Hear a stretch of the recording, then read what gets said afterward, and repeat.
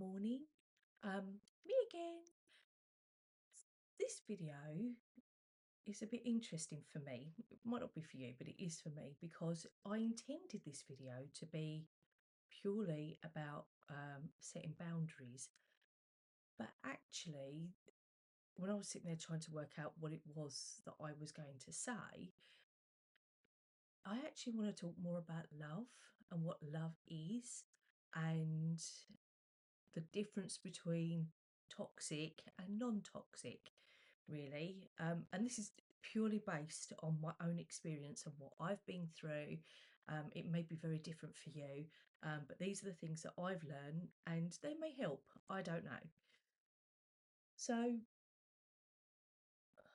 somewhere along the line in my life, I learned or laboured under the false apprehension, as they say, that um, I was loving the people that were around me, but actually, what I was doing was I was controlling. Um, and it took me a very long time, very, very long time to realise that. I honestly believed that the more I loved someone, the more I gave myself to someone, the more I um, martyred myself, the expectation was that they will love me back. And that is just not true. One thing that we need to understand as human beings is that we have no control over how anybody else feels. Nothing we do will ever change how they decide that they want to feel about us. If they don't like us, the chances are they're never going to like us. If they don't love us, the chances are they're never going to love us. Um, so we need to bear that in mind, and we cannot control anyone else. The only person whose emotions we can control are ours, right? So I examined why I felt like I needed to do these things, why I felt like it was almost like if I could just love a little bit more, if I could just give a little bit more, they will love me back in the way that I want to be loved. And they will never love me the way that I want to be loved because that's not who they are. And I needed to accept that. But for the longest time, I didn't. And I'm not just talking about romantic love here. I'm talking about friends. I'm talking about children, parents, relatives, everyone that's around you. Everyone that's around you, even work, like your work environment. I'm sure that you've probably been in a similar position where you've given everything to a job and it's still not been enough. They've still made you redundant, or they've still sacked you, or whatever. Do you know what I mean? Because you're trying to control somebody through behaving in a certain way, and that does not work. It does not work. Um, so yeah, I don't know where I learned that. I don't know where I learned that this was the way to behave, because all it was doing was killing me. The other people in my life didn't give a shit. They didn't care. None of them cared. They loved me how they loved me, if they loved me, and that was it. That was all there was to it. And I think part of the issue was that I was such a big people pleaser. I wanted to be loved. I wanted to be liked. I didn't like confrontation. I didn't like people being mean to me. And the fact that someone didn't like me was awful. And I didn't know how to cope with that. And that's probably from my childhood. A lot of this stuff's always from our childhoods, isn't it? I mean, I was bullied a lot as a child. Um, I didn't have a happy childhood when it came to school. Outside of school, it was fine, but in school was awful, absolutely awful. And I was a very lonely child. I didn't really have very many friends at school. Again, outside of school, I had a few friends that were really good friends, which were amazing. But in school, I was so lonely, so lonely. And when I got to my teenage years and I discovered boys, um, I just became even lonelier, really, because everything was unrequited. And that's mainly because I was chasing after the wrong sort of boys, to be fair. And chasing's a big no-no. We don't chase. That's not what we do. We don't need to chase. People that are meant for us will come for us, right? Um, so yeah, so I don't know where the tables turned and I learned that behaviour, but it wasn't healthy. It wasn't healthy for me, and it certainly wasn't healthy for the people that were around me. And I just couldn't understand how it was that I was doing all of these things, breaking myself just to make other people happy, but ending up even more unhappy because they weren't behaving how I wanted them to behave, which is daft. When you sit and think about it, it is really sort of like that's weird behaviour, I think. Um, and I'm glad I've stopped doing it, quite frankly. So it took me a long time to work through that. And I think what really helped me to work through that is to separate love from all of the other emotions. So there are lots of other things that are going on, right? So if we take romantic love, for example, right? We have love in its purest form, which is just love. Doesn't matter if it's love for your partner, for your parent, for your child, for your friends, for what you're doing. Love is just love. It is just a beautiful, high vibrational, wonderful, lovely feeling, right? And it's completely separate from everything else. What muddies love, as it were, are the other emotions. So, like I say, in romantic love, you've got lust and passion. Oh, I couldn't even say it. Lust and passion. You've got, you know, like there's loads of different things. Absolute loads of things. Um, what's the word I'm looking for? Infatuation is another big one. Infatuation's a really big thing. Um, you've got all of these other emotions that kind of muddy that water.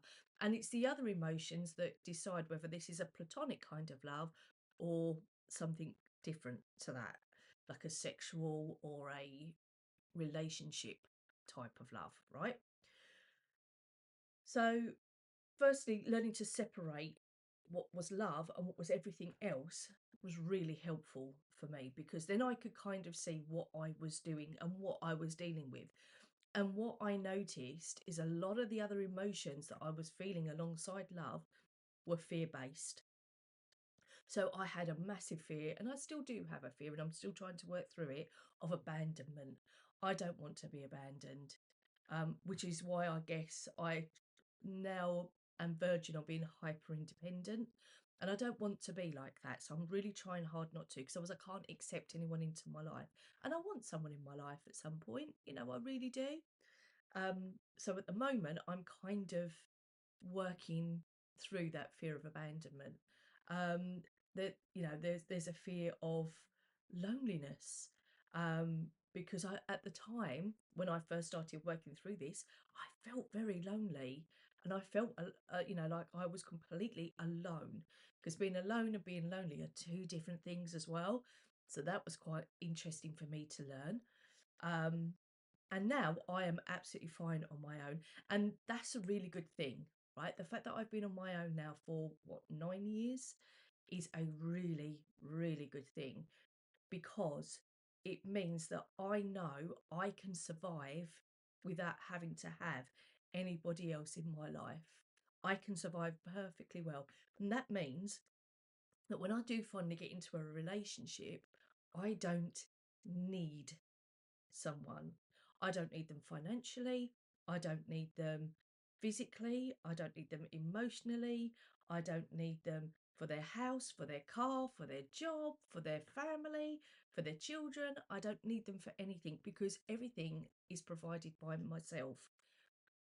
That's a really good place to be in, because what that means is I can then want someone, and there's no expectations. I'm not placing any expectations on anybody. I'm literally just, you know, allowing people to be who they are when they come into my life. And that's a beautiful thing, right? That's an absolute beautiful thing. We shouldn't place any expectations on other people. People will behave how they're going to behave. Another thing that I learned when accepting people into my life, and again, this is to do with boundaries and that kind of things, is watch how they treat me. If they don't treat me in a way that I think is kind, they're gone. They're not in my life anymore. I will not have people in my life that do not treat me with kindness. And I watch how they treat other people as well. And especially in shops and in restaurants, especially fast food. If people are rude to the people that serve, again, I'm not interested in talking to those people. I don't want them sorts of people in my life, because if they can talk down to people, they'll end up talking down to me, and I won't accept that. I won't have that. I don't have anything but kindness in my life. I'm very lucky that I've managed to cultivate that culture in my life now. And it's taken me a long time to get there, a long time. So that's really where my toxic love was.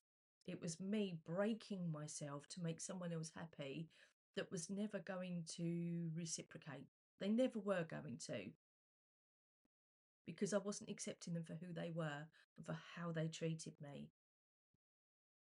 So, what is non toxic love? What does that look like? So, we've all heard the term unconditional love, but do any of us really understand what that means? So, for me, it is like I say, love with no expectations. I've now learned that I can love someone and that's as far as it goes. That's it, right? And it doesn't matter to me whether they love me back. It doesn't matter to me even if they accept that love, because it's not mine to control. So there's no caveats, there's no conditions, which is why it's unconditional. There's no expectations. I love you because I believe you deserve it, right? I don't love you just because you're there, or just because you've done something nice for me, or I think I can get something out of you. That's not love. That is not love. I love you because I feel you deserve it. Whether you feel you deserve it or not, again, totally irrelevant to me. Does not matter. I feel you're worthy, so therefore I love, right? So the way that I kind of tried to liken it into something in my head so that I could explain it is it's like an Amazon voucher, right? If you buy somebody an Amazon voucher for their birthday or for Christmas or whenever, right? You give them that voucher, and then it is entirely up to that person what they do with it. They can spend it, they can leave it in a drawer for 20 years and then find it and go, oh, I wish I'd spent that and just didn't use it. Or they could regift it, they could throw it in the bin. Whatever they do with it is entirely up to them. You have no control over what they do with that voucher. Love is exactly the same. You know, the way that I'd been loving this toxic environment, this toxic love that I was in at the time, it was like, I'm going to give you this Amazon voucher and you can spend it on anything you want as long as it's me. You can buy whatever you like with it, but as long as you spend it on me. Well, how's that right? How is that fair? And the other person's probably like, well, hang on a minute, what are you on about? No, you bought me a voucher. Why on earth would I want to spend it on anyone other than myself? Do you see what I mean? So it's very much like understanding that love is to be given freely. It's a gift. It's not a means to control. It's not a means to get people to bend to your will and to do what you want and to behave in a certain way. That's not what love is. That's not to say that by loving someone, you should allow them to walk all over you. No, that's boundaries. We don't do that. You treat me with kindness, or as much as I love you, you're going to be at arm's length. I'm not letting you in. That's, that's a no-no. That's my boundary. So it's really important to understand that you can love and be at a distance. You don't have to be in close quarters. You can love and not get anything in return. That is okay, because it's about the fact that you feel that individual is worthy of that emotion from you. And I will tell the people that I love them, and I would genuinely mean it. If you are one of my friends or one of my family members, or or a love interest or whatever, and I say to you that I love you, I mean it. I don't bandy that about for, you know anything. Do you know what I mean? To anybody. I mean, I'll tell you guys that I love you because I'm sending you love, because I believe that you're all worthy of it, because you work so hard taking care of your person. And somebody needs to send you some loving and some care because you deserve it, right? That's what it's about. It's about understanding that this person, group of people, whoever, they deserve your love and that gift, and it's freely given. It's freely and openly given without any expectations. I don't expect any of you to love me back. I don't expect any of you to send me love back. I don't expect anything from any of you. I'm not doing this for the likes. I'm not doing this for anything other than to let you know how I've been coping with things, in the hope that it might help you. If it doesn't, and you don't watch my videos, don't matter. I really don't care. It really, really doesn't matter. But what does matter is understanding the difference between toxic love and pure love. And when you start at that point of pure love, everything else becomes clearer and everything else becomes easier. And you can identify who is worth being in your life and who isn't, who is treating you the way that you deserve to be treated. Because all of us, the minimum, the very minimum that any of us deserve is kindness. Even from the strangers on the street, we all deserve kindness, every single one of us. And we have all got shit going on. All of us, every single person has got stuff going on, especially if you're a carer.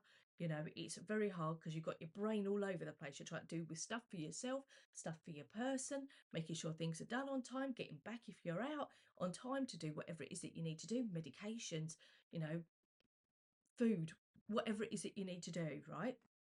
We've all got stuff going on. So the minimum that we can be is kind.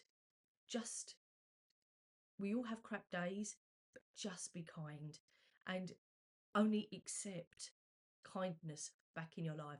If anyone shows you at any stage that they are not kind towards you, stick them at arm's length or get rid.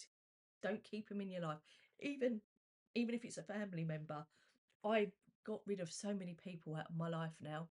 I can't tell you. My circle, my actual circle of people that I love and care about is tiny, absolutely tiny. And it's again a very lonely place to begin with, because you have to weed everybody out to be able to make the space for the right people to come in. And you have to create that space. People will not come into your life if there's no room for them. Energetically, if you're at this low ebb, you're only going to meet people that are at a low ebb. For you to meet the right people that are going to bring joy and kindness and niceness into your life, you have to you have to get rid of those people and rise energetically. I'm not talking about like a phoenix from the flames kind of thing. I'm talking about energetically. I'm not going to accept these sort of behaviours. Therefore, the only people that I am going to accept into my life are people that behave in this way. I do not want anyone that doesn't behave in that way. So if you behave in that way, first of all, you're oiked out. And then when I meet new people, these are the only sorts of people that I will allow in, because I love myself enough to not allow people to ride roughshod over me, to not treat me like I'm a second thought, to not treat me in an abusive way. We have to care for ourselves. We have to look after ourselves. And it is difficult in a caring situation because our person that we care for may actually be quite toxic in the way that they behave because of where they are in their journeys. You know, if they're in a lot of pain, they may behave in a toxic way. If they are not able to process things mentally and emotionally, that's going to be quite difficult. And we do have to have a little bit of empathy here. Do you know what I mean? I'm not saying that for a person that we care for, that we cast them aside and get rid of them, but we do need to still install boundaries and tell them that's not acceptable. I will not accept that behaviour. If you want to talk to me like this, on the other hand, I am more than happy to acquiesce to your demands. But if you're going to treat me like this, no, it's not going to happen. We have to put those things in place. We have to try really hard to love ourselves as much as we do everybody else. Once we can do that, and once we get rid of those toxic people, you find that life's a little bit easier. It's a little bit nicer. I have, since I've got rid of all of the toxic people from my life, some of them have left on their own accord, some have been pushed. I have a lovely circle of friends. My family is very small, but the people that are in my family that I still talk to are wonderful. They are so lovely and so supportive and so kind. And I'm happy with that. I'm more than happy. There is someone that I wish was still in my life that isn't. And that, you know, we'll work on that. They'll come back. It'll be fine. I've got faith in that. But we will have boundaries. We will have boundaries. I don't go backwards at all. So, you know, I do not revisit old flames or anything like that. You know, they're exes for a reason. So once they're gone, that's it. They're gone. Um, and that's as far as it goes, really. But yeah, that's the difference for me. It might be different for you. You may have learned things in a slightly different way. You obviously will probably have lots of different experiences to what I've had. And like I say, this is just what I've learned over the years, and this is what I've kind of realised, you know. Um, but yeah, love unconditionally, no caveats, no expectations, because you feel someone is worthy, not because of what you're going to get out of them, because that's not love. So try not to be toxic. Get rid of anyone that is toxic and surround yourself with beautiful, joyous, loving people who want the best for you, who treat you in the way that you deserve. And that's not just a carer thing, that's across everybody. That's it. Easy. Well, I say easy, it's not easy. But it is easy, but it's not easy. It gets easier. Once you start putting the things in place, it does get easier. So, yeah, like I say, no more narcissistic behaviour, no more Machiavellian behaviour, no more toxicity, just pure, beautiful love, which is very separate to other emotions. And other emotions we'll deal with in a different video. But, you know, that's where we are. All right. Sending you all lots of love unconditionally. And I hope you're all having a great day. I'll see you later. Bye.